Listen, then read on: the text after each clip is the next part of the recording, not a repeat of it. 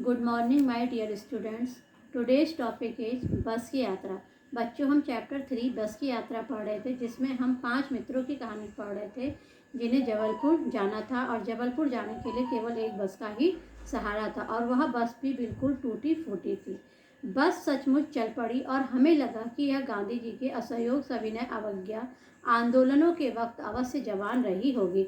यानी कि देखते ही देखते बस अचानक चल गई और उस बस के चलते ही सभी को वह समय याद आया जब गांधी जी ने सविनय अवज्ञा आंदोलन का आरंभ किया था। तो उस समय देखकर ऐसा लग रहा था कि उस समय गांधी जी के समय में यह बस कैसी रही होगी, जवान रही होगी, यानी पूरी तरह से अच्छे से चलती फिरती होगी।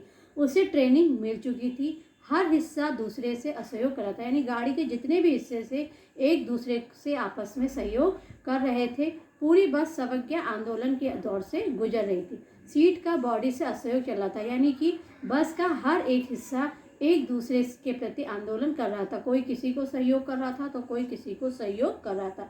ऐसा लग रहा था कि कभी सीट बॉडी को छोड़कर आगे निकल गई है तो कभी ऐसा लग रहा था कि सीट को छोड़कर बॉडी आगे भागी जा रही है। 8-10 मील चलने पर सारे भेदभाव मिट गए और जैसे ही बस 8-10 मील तक चली तो सारे जितने भी हमारे संदेह थे वह सारे क्या हो गए, दूर हो गए। यह समझ में नहीं आता था कि सीट पर हम बैठे हैं या सीट पर हम पर बैठे हैं। यानी कि जब हम बस में बैठे थे तो ऐसा लग रहा था कि जैसे हम सीट पर नहीं बैठे हैं बल्कि सीट हम पर बैठी है, क्योंकि जो बस की स्थिति थी बहुत ज़्यादा खराब थी।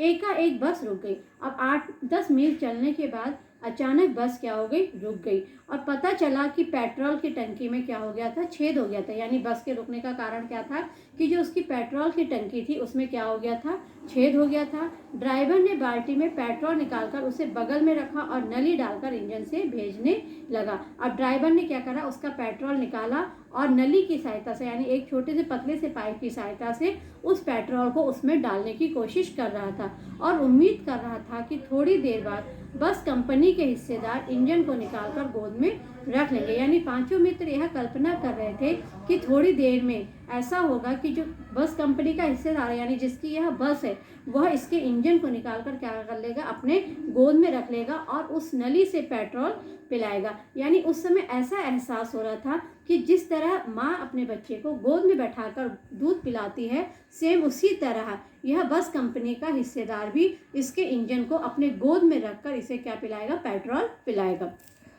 बस की रफ्तार अब 15-20 मील हो गई थी। मुझे उसके किसी हिस्से पर भरोसा नहीं था। अब बस की जो रफ्तार थी, उसकी स्पीड थी, वह पहले से क्या हो गई थी, हल्की हो गई थी और हमारा जो विश्वास था बस के प्रति वह दिन पर दिन मतलब टूटता ही जा रहा था। अब हमें लग रहा था कि हम अपनी मंजिल तक पहुंच पाएंगे भी या नहीं पहुंच पाएंगे। ब्रेक फेल हो सकता था, स्टीयरिंग टूट सकता था। प्रकृति के दृश्य बहुत लुभावने थे। अब वह बस जो थी बहुत धीरे धीरे चल रही थी। उसे देखकर लग रहा था कि कहीं इसका ब्रेक फेल ना हो जाए, कहीं इसका स्टीयरिंग यानी जो गाड़ी चलाने वाला पहिया होता है वह टूट ना जाए। और जो जैसे जैसे बस आगे बढ़ रही थी, जिस जगह से जा रही थी, उस जगह के जो दृश्य थे वह अत्यंत ही सुहावने थे। दोनों तरफ क्या थे, हरे भरे पेड़ थे और जिन पर क्या बैठे थे, पक्षी बैठे हुए थे और यह दृश्य जो देखने में मन को बहुत अच्छा लग रहा था। मैं हर पेड़ को अपना दुश्मन समझ रहा था, बट उस समय वह पेड़ लग तो अच्छे रहे थे, बट कहीं ना कहीं उस समय यह पेड़ हमें क्या लग रहे थे, अपने दुश्मन लग रहे थे। क्यों लग रहे थे? क्योंकि जो भी पेड़ आता डर लगता कि इससे बस टकराएगी। जैसे ही कोई पेड़ सामने से आता हुआ दिखाई देता था वैसे ही हमें लगता था कि कहीं यह बस जो है इन पेड़ों से टकरा न जाए। तो दूसरे पेड़ का इंतजार करते, झील दिखती तो सोचते कि इसमें गोता बस लगा ही जाएगी। अब धीरे धीरे देखते ही देखते हम देखते कि कहीं यह बस किसी पेड़ों से न टकरा जाए। एक पेड़ को पार कर जाती तो वह दूसरे पेड़ पर पहुंचती, तो फिर हमें लगता कि इस पेड़ को तो उसने पार कर लिया है, अब कहीं दूसरी पेड़ पर न टकरा जाए। तो जब पेड़ों वाला रास्ता वह पार कर लेती थी तो हमें आगे क्या दिखती है, झील दिखती है। तो झील को देखकर ऐसा लग रहा था कि कहीं यह बस इसमें न गिर जाए। एकाएक फिर बस रुकी। ड्राइवर ने तरह तरह की तरकीबें की पर वह चली नहीं। अब अचानक से फिर बस रुक गई, मतलब थोड़ी देर बस चली, फिर अचानक से वह बस रुक गई और ड्राइवर ने उस बस को चलाने के लिए अनेक उपाय सोचे, लेकिन बस फिर भी नहीं चली। सविनय अवज्ञा आंदोलन शुरू हो गया था। कंपनी के हिस्सेदार कह रहे थे बस तो फर्स्ट क्लास है, यह तो इत्तेफाक की बात है, लेकिन कंपनी के हिस्सेदार यानी जो बस कंपनी का हिस्सेदार था वह अब भी यह मानने को तैयार नहीं था कि जो ये बस है उसकी स्थिति बहुत ज़्यादा खराब है। वह अभी भी यह कह रहा है कि यह बस बहुत अच्छी है, बट यह एक इत्तेफाक की बात है, एक संयोग की बात है कि जो यह इस समय मतलब सही तरीके से चल नहीं रही है।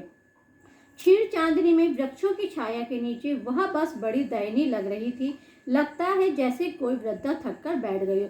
यानी चांदनी रात थी और चांदनी रात में वह बस ऐसे प्रतीत हो रही थी कि जैसे कोई वृद्ध महिला थक कर पेड़ के नीचे आराम कर रही हो। हमें ग्लानि हो रही थी कि बेचारी पर लदकर हम चले जाएंगे। उस बस को देखकर हमें लग रहा था, हमें अपने मन ही मन में ग्लानि हो रही थी कि इस बस की हालत इतनी खराब है और तब भी हम इस पर लदकर चले जा रहे हैं। यह हम अच्छा नहीं कर रहे हैं। अगर इसका प्राणांत हो गया तो इस बियाबान में हमें इसकी अंत्येष्टि करनी पड़ेगी। तो वह कह रहे थे कि अगर प्राणांत हो गया यानी अगर इस बस की मृत्यु हो गई तो इस घनघोर जंगल में हमें इसकी अंत्येष्टि करनी पड़ेगी, यानी कि इसका अंतिम संस्कार हमें ही करना पड़ेगा। तो यहाँ पर बस की तुलना किससे की गई थी? एक वृद्ध महिला से की गई थी। हिस्सेदार साहब ने इंजन खोला और कुछ सुधारा। बस आगे चली, उसकी चाल और कम हो गई थी। अब हिस्सेदार ने क्या करा? उसका इंजन खोला। इंजन खोलने के बाद उसमें उसने कुछ सुधार किया तो धीरे धीरे बस फिर से चलने लगी। लेकिन अब जो उसकी चाल थी, उसकी गति थी, वह पहले से भी बहुत ज़्यादा कम हो गई थी। धीरे धीरे वृद्धा की आंखों की ज्योति जाने लगी। चांदनी में रास्ता टटोलकर वह रेंग रही थी। आगे या पीछे से कोई गाड़ी आती दिखती तो वह एकदम किनारे खड़ी हो जाती और कहती, निकल जाओ बेटी, अपनी तो वह उम्र ही नहीं रही।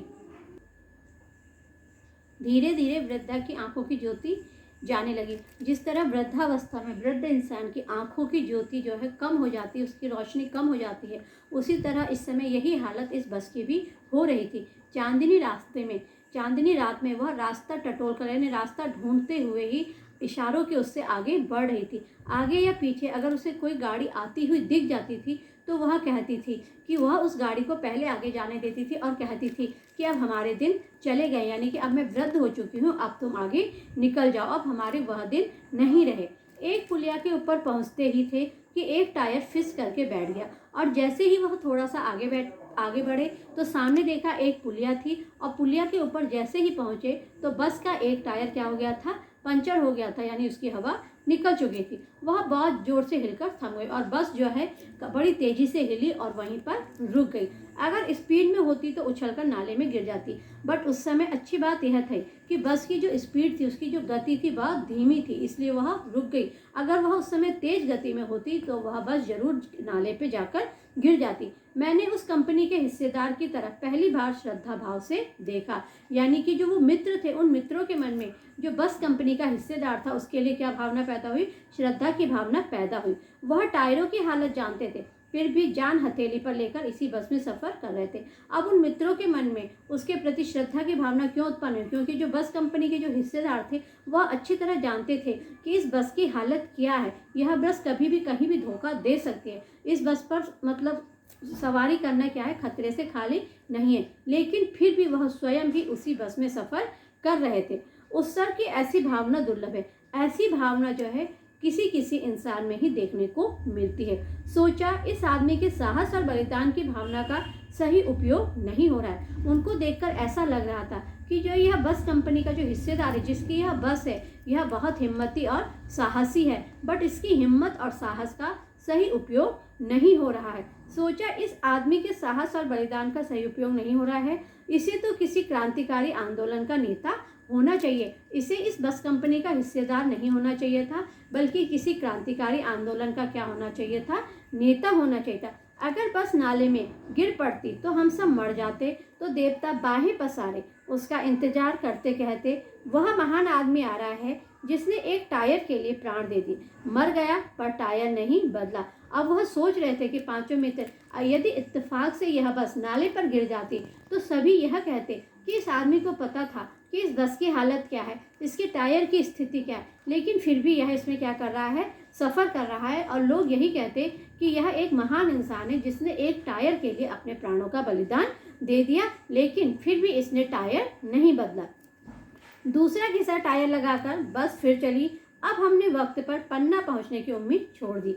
उसने बस के कंपनी के हिस्सेदार ने उसमें दूसरा टायर तो लगा दिया, पर जो दूसरे टायर की स्थिति थी वह भी बहुत ज़्यादा अच्छी नहीं थी। अब हमने पूरी तरह से उम्मीद छोड़ दी थी कि हम अपने गंतव्य तक नहीं पहुंच पाएंगे, हम अपनी मंजिल तक नहीं पहुंच पाएंगे। पन्ना कभी भी पहुंचने की उम्मीद छोड़ दी थी। अब हमने उम्मीद छोड़ दी थी कि हम पन्ना भी पहुंच पाएंगे। पन्ना क्या, कहीं भी कभी भी पहुंचने की उम्मीद छोड़ दी थी। अब हम अपने जीवन से क्या मान चुके थे, हार मान चुके थे, और हमें लग रहा था कि अब हम अपने गंतव्य यानी अपनी मंजिल क्या, अब हम कहीं भी नहीं पहुंच सकते हैं। लगता था जिंदगी इसी बस में गुजारनी है और इससे सीधे उस लोक को प्रयाण कर जाना है। और ऐसा लग रहा था कि अब जो हमारी रही बची कुची ज़िंदगी है वह इसी बस में व्यतीत हो जाएगी और इसी बस में हमारी मृत्यु हो जाएगी और हमारे प्राण भी निकल जाएंगे। इस पृथ्वी पर उसकी कोई मंजिल नहीं है। हमारी बेताबी, तनाव खत्म हो गए थे। हमारी जितनी भी बेताबी थी, जितनी भी बेचैनी थी, जितनी भी इच्छाएं थी, सब वहीं पर क्या हो गई थी, समाप्त हो गई थी। ऐसा लग रहा था कि जैसे अब हमारा अंतिम समय आ गया है। हम बड़े इत्मीनान से घर की तरह बैठ गए। चिंता जाती रही, हंसी मजाक चालू हो गया। अब हमने सारी उम्मीदें छोड़ दी थी। अब हमने कहा था जो भी होगा अब इसी बस में होगा। हम सारी उम्मीदें छोड़ चुके थे और हम हंसी मजाक करते हुए आगे बढ़ते ही जा रहे थे कि अब जो भी होगा इसी बस में होगा। तो बच्चों, कहने का तात्पर्य है कि हमें अपने हौसलों को नहीं छोड़ना चाहिए। तो इस चैप्टर को ध्यान से पढ़िएगा और समझिएगा।